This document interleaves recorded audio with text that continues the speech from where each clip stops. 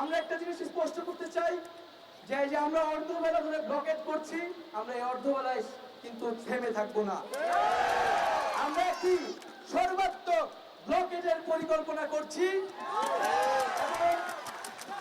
এবং এজন্য আমরা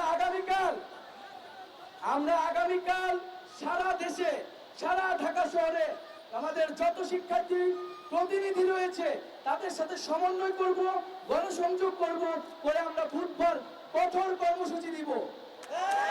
এবং আমাদের আগামীকাল কিন্তু আমাদের যে চলমান কর্মসূচি ছাত্র ধর্মঘট এবং ক্লাস পরীক্ষা বর্জন তা কিন্তু চলবে। এবং আমরা কিন্তু ব্লকেট উইথড্র করি নাই, বরং সর্বাত্মক ব্লকেটের জন্য আমরা প্রস্তুতি নিচ্ছি।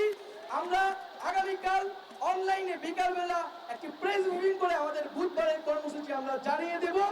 আপনারা সর্বাত্মকভাবে সারা দেশের সকল শিক্ষা প্রতিষ্ঠানে ব্লকেটের